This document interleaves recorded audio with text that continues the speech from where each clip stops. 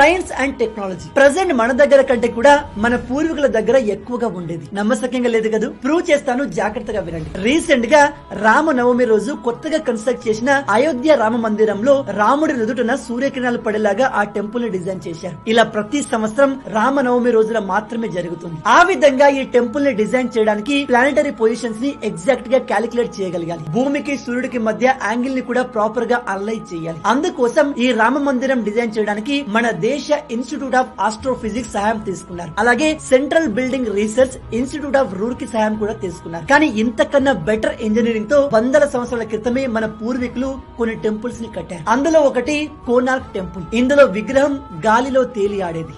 ఆంధ్రప్రదేశ్ లో వేద నారాయణ టెంపుల్ ఉంది. అందులో సూర్యకిరణాలు డైరెక్ట్ గా దేవుడి పాదాలపైన పడతాయి. కోలాపూర్ లో మహాలక్ష్మి టెంపుల్ ఉంది. ఈ టెంపుల్లో అయితే ప్రతి సంవత్సరం 3 రోజులు సూర్యకిరణాలు డైరెక్ట్ గా దేవి విగ్రహం పైన పడతాయి. వందల సంవత్సరాల క్రితం అసలు భూమి గుండ్రంగా ఉందంటేనే ప్రజలు నమ్మలేదు. అలాంటిది మన పూర్వీకులు భూమి, సూర్యుడు అలాగే ఇతర గ్రహాల పొజిషన్స్ ని ఎలా క్యాలిక్యులేట్ చేసి ఉంటారు? వాటన్నిటిని క్యాలిక్యులేట్ చేసి ఇలాంటి టెంపుల్స్ ని ఎలా కట్టి ఉంటారు?